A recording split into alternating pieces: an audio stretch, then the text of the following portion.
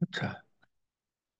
হ্যাঁ, ওই যে 31 কালকে আমরা শ্রবণ করলাম। আমরা শ্রী চৈতন্য চরিতামৃত আদি লীলা থেকে শ্রবণ করছি, ষোড়শ অধ্যায়, যে মহাপ্রভু দিগ্বিজয়ী পণ্ডিত কেশব কাশ্মীর সঙ্গে আলাপ আলোচনা হচ্ছে। তো তখন কেশব কাশ্মীর একটা শ্লোক বলেছেন। গঙ্গার, মহাপ্রভু তাকে অনুরোধ করেছেন, গঙ্গার মহিমা, তুমি ভালো কবিত্ব আছে, তুমি একটা গঙ্গার মহিমা বর্ণনা করে একটা শ্লোক শোনা। তখন সঙ্গে সঙ্গে তিনি শ্লোক তৈরি করে 100 শ্লোক গঙ্গার মহিমা গান করেছেন।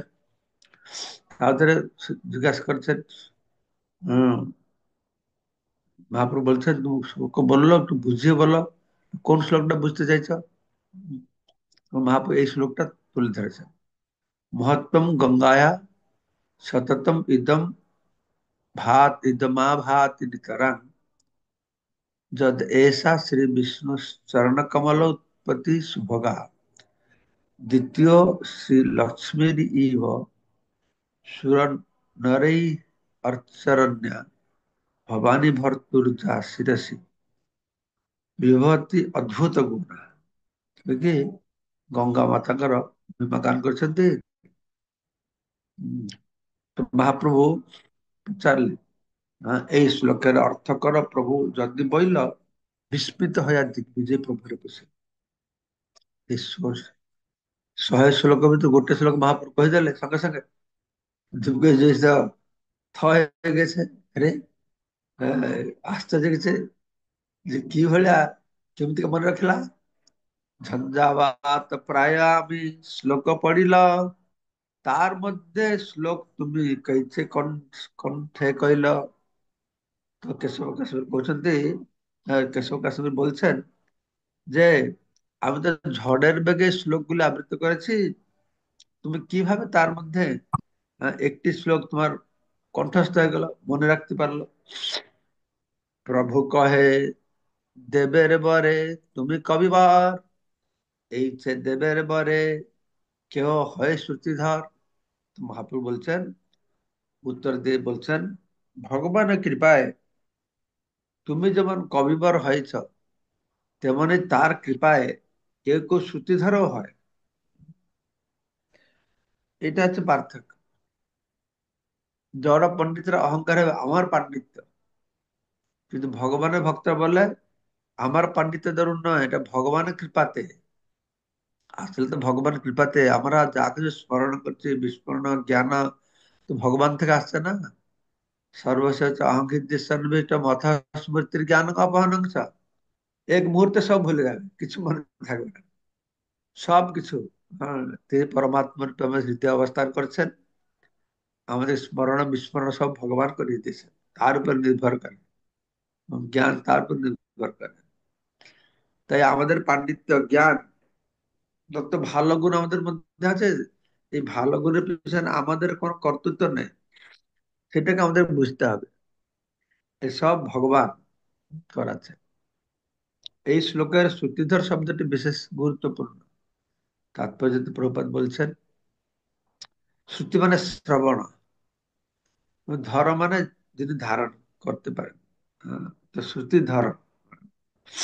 তো পূর্বকালে, অর্থাৎ কলিযুগ শুরু হওয়ার আগে, প্রায় সকলেই, বিশেষ করে ব্রাহ্মণেরা, প্রায় শ্রুতিধর ছিলেন। শ্রবণ আর ধারণ করতে পারতেন, শ্রবণ করে শ্রুতিধর। গুরুদেবের শ্রীমুখ থেকে বৈদিক তত্ত্ব শ্রবণ করা মাত্র শিষ্য তা চিরকাল মনে রাখতে পারতেন। তাই তখন বই পড়ার কোনো প্রয়োজন ছিল না। তাই তখন বই লেখাও হতো না। বই লেখা তো শুরু হলো, এই শাস্ত্রগুলো লিখিত হবে তো শুরু করলেন ব্যাসদেব এই কলিযুগের প্রারম্ভে। তার আগে শাস্ত্র লেখা ছিল না, তার আগে শাস্ত্র সব শ্রবণের মাধ্যমে হতো, গুরু শিষ্য পরম্পরার মধ্যে শ্রবণের মাধ্যমে আসতো। আসলে শাস্ত্রীয় জ্ঞানগুলো তো নিত্য, এই সবসময় রয়েছে, এগুলো এই জগতে সবসময় আছে, অদৃশ্য ভাবে রয়েছে। সেই রকম শক্তিশালী ব্যক্তির মধ্যে এটা হৃদয়ে প্রকাশিত হয়, আর সেটা তারা বলে মানুষ জগতে জানায়। এই যে শাস্ত্রীয় জ্ঞান, বেদ, বেদান্ত, উপনিষদ, এগুলো তো ব্যাসদেব প্রণয়ন করেনি। এগুলো আছে, কিন্তু ওনার দিব্য দৃষ্টির মাধ্যমে আহ, প্রকাশিত করেছেন এগুলো। বুঝতে পারছেন? শাস্ত্র জ্ঞান তো নিত্য, ভগবান যেরকম নিত্য, ভাগবত সেরকম নিত্য। হুম। তো তখন গুরুদেবের মুক্তি শ্রবণ করে একবার শুনলে মনে থেকে যায়।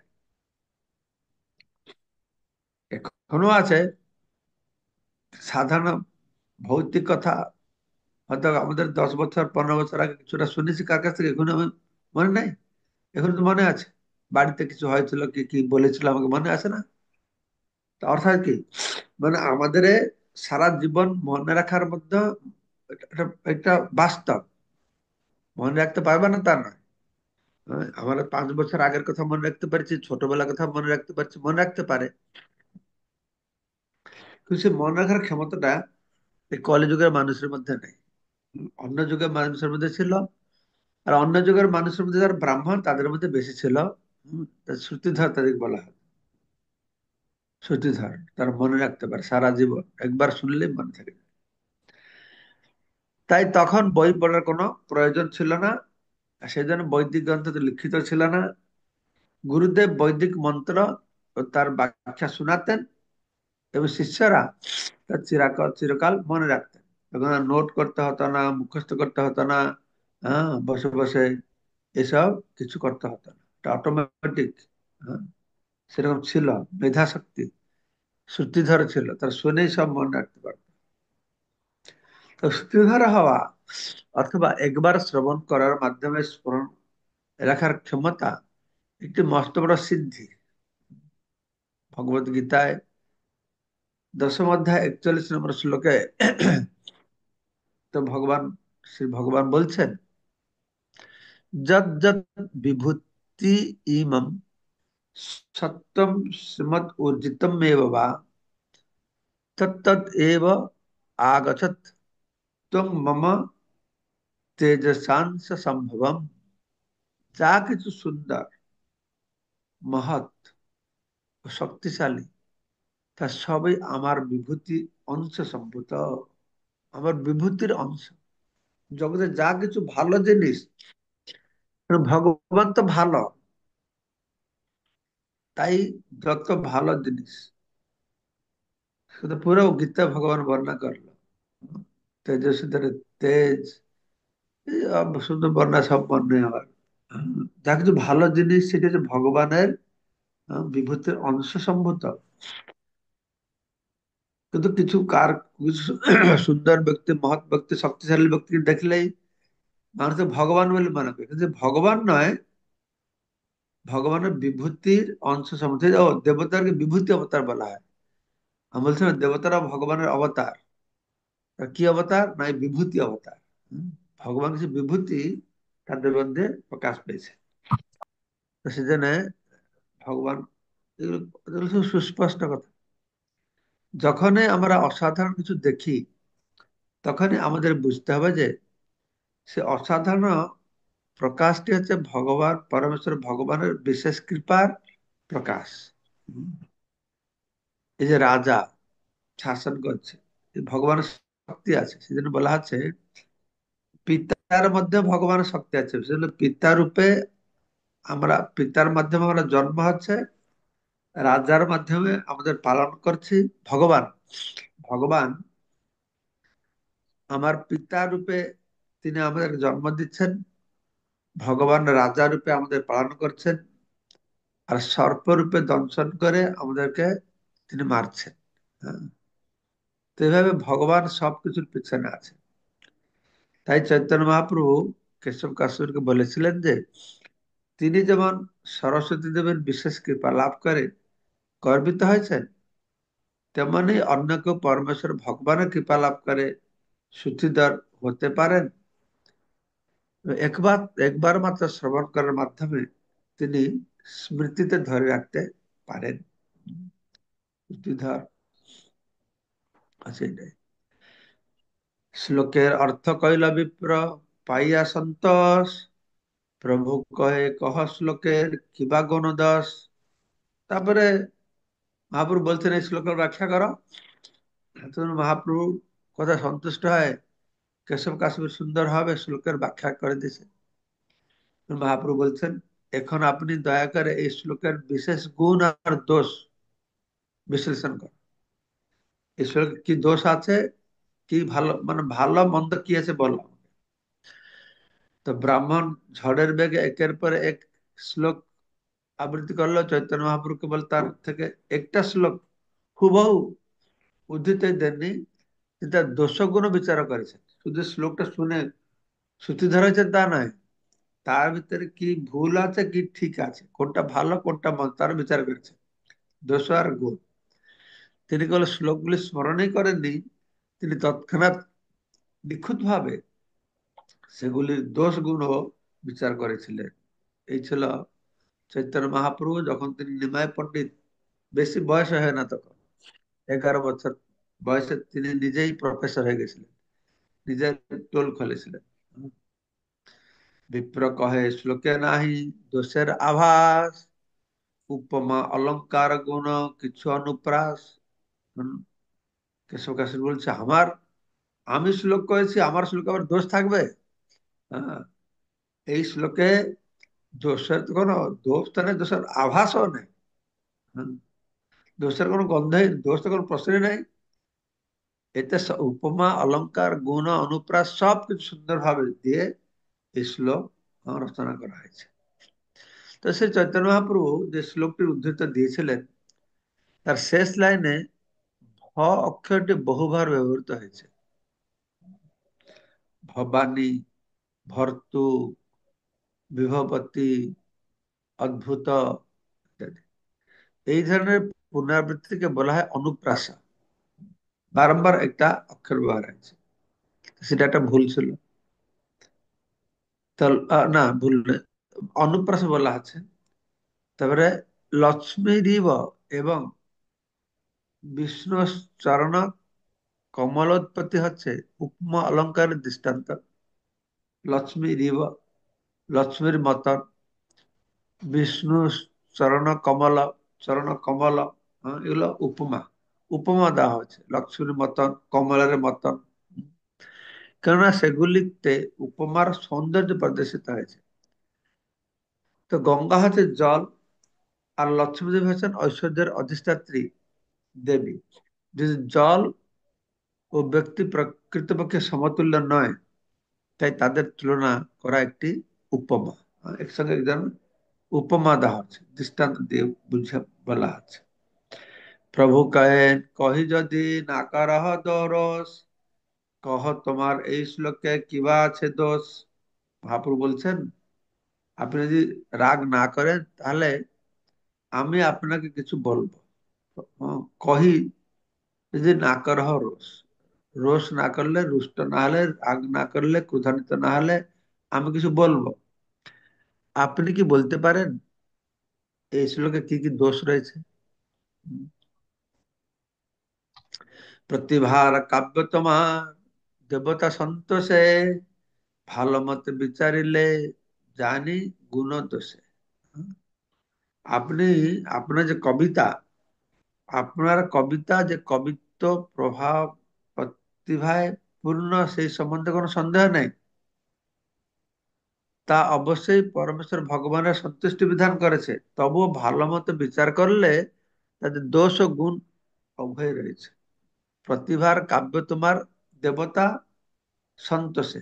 হ্যাঁ, তোমার কাব্য, কবিতার প্রতিভা, কবির প্রতিভা রয়েছে, তো তাতে ভগবানের সন্তুষ্ট হয়েছে। প্রভুপাদ এটা বলছে যে আর কেউ দেখলে এটা বোঝা যেতে পারে, তোমার প্রতিভাটা দেবতার সন্তোষে, অর্থাৎ সরস্বতী মাকে সন্তুষ্ট করে প্রতিভা পেয়েছ। কিন্তু ভালো মতো বিচারলে জানি গুণ দোষে, তাই ভালো করে বিচার করবো, তাতে দোষ আর গুণ আছে, উভয় দেখা যাবে। তাতে ভালো করিস লোক, করহ বিচার, কবি কহে যে কহিল সেই বেদ সার। মহাপ্রভু তার বললেন, তাই ভালো করে শ্লোকটি বিচার করুন, তার দোষ আর গুণ পাবে। তখন কেশব কাশিম উত্তর দিলেন, হ্যাঁ, যে শ্লোকটি তুমি এখন আবৃত্তি করলে তা সম্পূর্ণরূপে অভ্রান্ত। সেই বেদ সার, এটা সার কথা। ব্যাকরণিয়া তুমি নাহি পড় অলঙ্কার, তুমি কি জানিবে এই কবিত্বের সার। কেশব কাশিম বলছে, তুমি তো ব্যাকরণ পড়া, তো সাধারণ ব্যাকরণের ছাত্র, তুমি অলংকার কি বুঝবে? কবিতা হচ্ছে, এই কবিতা হচ্ছে কবিত্বের সার বস্তু। তুমি কি জানিবে এই কবিত্বের সার? এই সম্বন্ধে তুমি কিছুই জানো না। কেশব কাশ্মীরি এই প্রসঙ্গে তার বাকচাতুরীর দ্বারা চৈতন্য মহাপ্রভুকে বুঝাতে চেয়েছিলেন যে, যেহেতু তিনি উচ্চতর সাহিত্য অধ্যয়ন করেননি, তাই সব রকম উপমা ও অলংকার সম্বন্ধিত তার কবিতার সমালোচনা করার যোগ্যতাই তার নেই। তুমি তো ব্যাকরণ পড়ো, ব্যাকরণের প্রাথমিক ব্যাকরণ পড়া, আহ, তুমি এগুলো জানবে কি করে? এই যুক্তি কিছুটা সত্যতা রয়েছে। ভক্তরা না হলে ভক্ত, সরি, ডাক্তার না হলে ডাক্তারের সমালোচনা করা যায় না। মহাপ্রভু এই যে অলংকার রয়েছে, এসব রয়েছে, এগুলো তো মহাপ্রভু ওর বিচারে, তুমি এগুলো পড়ো না।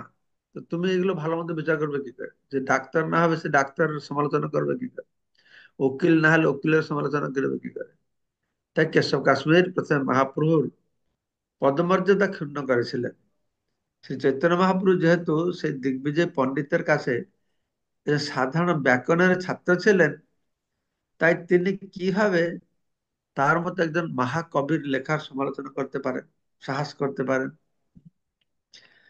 তো মহাপ্রভু ভগবান হলেও তো সাধারণ ব্যাকরণ ছাত্রের ভূমিকা গ্রহণ করেছেন, তো সে কথাও বলছে। তাই শ্রী চৈতন্য মহাপ্রভু অন্যভাবে সেই কবির সমালোচনা করেন। তাই চৈতন্য মহাপ্রভু তিনি তাকে বললেন, যদিও তিনি উচ্চশিক্ষায় শিক্ষিত নন, তবুও তিনি অন্যদের কাছে এই ধরনের কবিতার সমালোচনা শুনেছেন এবং একজন সূচিধর রূপে তিনি সেই ধরনের সমালোচনার পন্থা সম্বন্ধে অবগত হয়েছিলেন।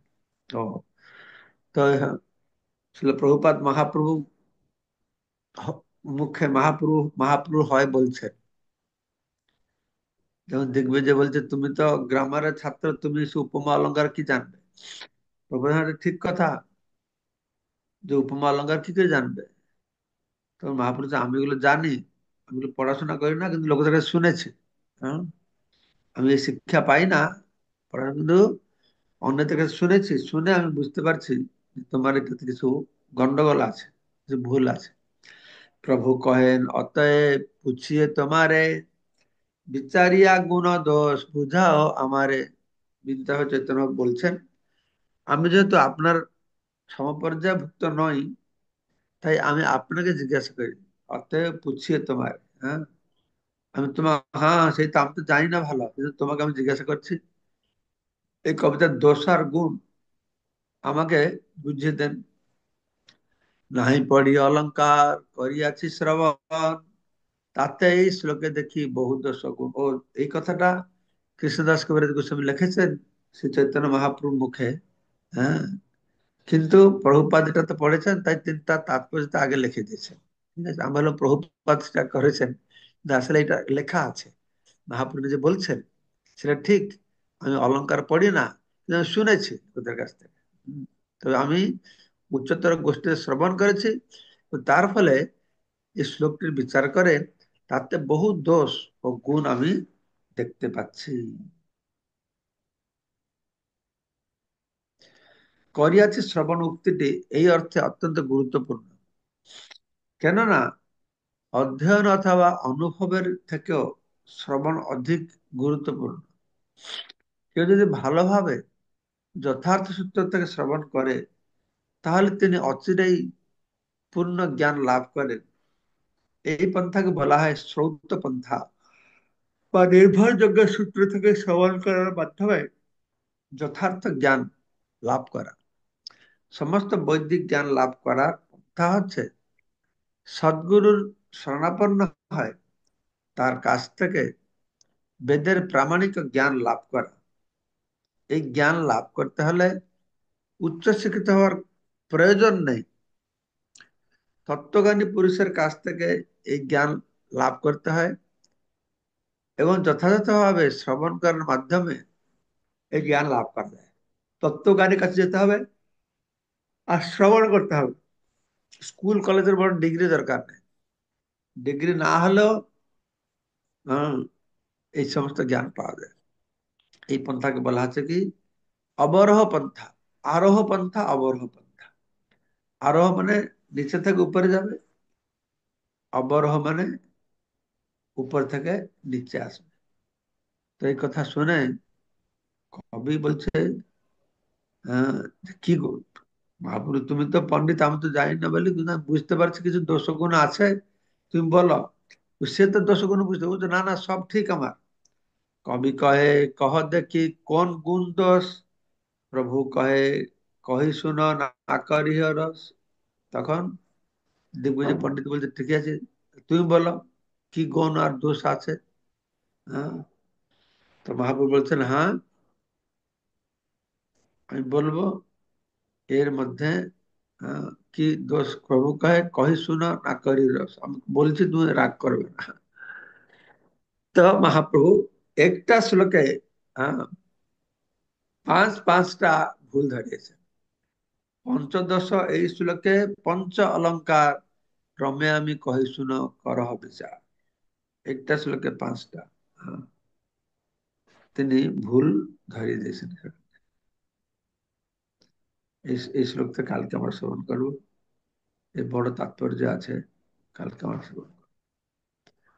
এইখানে রহিলা গ্রন্থ অমৃত লহরী, বদন বলিয়া সবে বলো হরি হরি। হরি বল। সুন্দর আলোচনা মহাপ্রভু কেশব কাশের মধ্যে আছে। কার কোনো বক্তব্য আছে এই সম্পর্কে বলার? হরে কৃষ্ণ মহারাজ, আপনার চরণে আমার ভক্তিপূর্ণ প্রণাম। মহারাজ, এই অবরোহ পন্থা আর আরোহ পন্থাটা যদি একটু আরেকটু ভালো করে বলতেন, আমি ঠিক বুঝতে পারিনি। অবরোহ পন্থা মানে উপর থেকে জ্ঞানটা আসছে, গুরু পরম্পরা ক্রমে। আমনায় প্রাহতত্ত্বম, আমনায় পন্থা, এটা গুরু মানে উপর থেকে আসবে।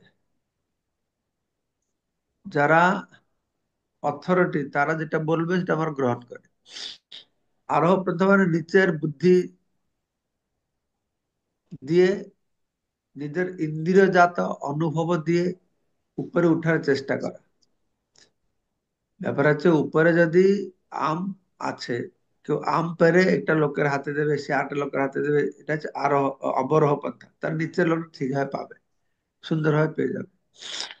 তো সেই জন্যই আমাদের অবরোহ পন্থা আমরা গ্রহণ করি। নিজের মানসিক কল্পনা জল্পনার মাধ্যমে পরম তত্ত্ব বস্তুকে জানা যায় না। কিন্তু আমরা যারা জানে তাদের কাছ থেকে শ্রবণ করব, তাহলে আমরা বুঝতে পারবো। প্রভুপাদ দৃষ্টান্ত দিচ্ছেন, আমি ঘরের ভিতর বসে আছি, বাইরে অনেক চেঁচামেচি হচ্ছে। তো আমি সেই কেন চেঁচামেচিটা হচ্ছে এই ব্যাপারে ঘরে বসে বসে বিভিন্ন, এটা হতে পারে, সেটা হতে পারে, সেটা হতে পারে, এরকম কল্পনা জল্পনা করতে পারে। কিন্তু কল্পনা জল্পনাটা ঠিক হতে পারে, না হতে পারে। এটা হচ্ছে আরোহ পন্থা। অবরোহ পন্থাটা কি, না, সেখান থেকে যেটুকু দেখলো, দেখে এসে আমাকে বললো। হ্যাঁ, তাহলে এই অবরোহ পন্থা।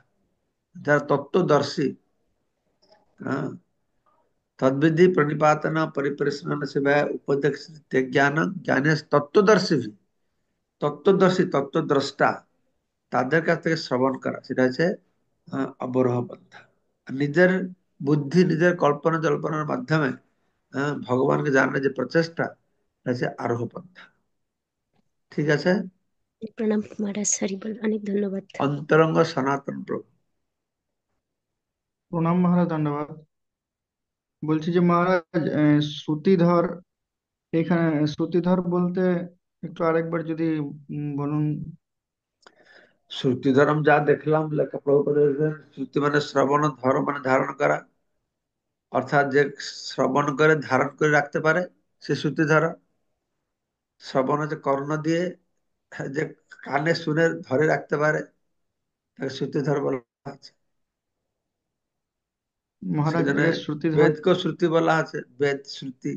আগে শুনে শুনে মনে রাখতো বলে তাকে বলা যায় শ্রুতি। না, আর কিছু আছে অন্তরঙ্গ মহারাজ প্রভু? হ্যাঁ মহারাজ, বলছিলাম যে শ্রুতিধর মানে শ্রবণ করে মনে রাখার যে পন্থা, তাই না? হ্যাঁ, তো বর্তমান শ্রুতিধর হওয়ার জন্য কিছু উপায়, মহারাজ? না, কলিযুগে তো সেরকম অন্য যুগের মতন হতে পারবে না। সেরকম শ্রুতিধর যা শুনতে একবার শুনলে মনে রাখে সেটা হবে না। এখন আমাদের শ্রুতিধর হতে হলে অনেকবার পড়তে হবে, মুখস্থ করতে হবে, যেটা আমরা করি। তারা একবার শুনে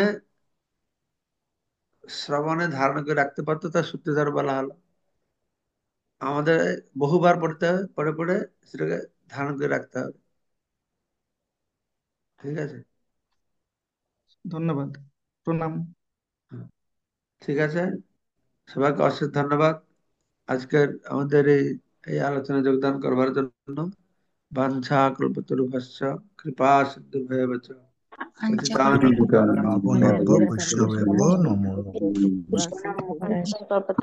Pati Devaccha Patitana Pavanabhya Vaishnavyo Namo Namo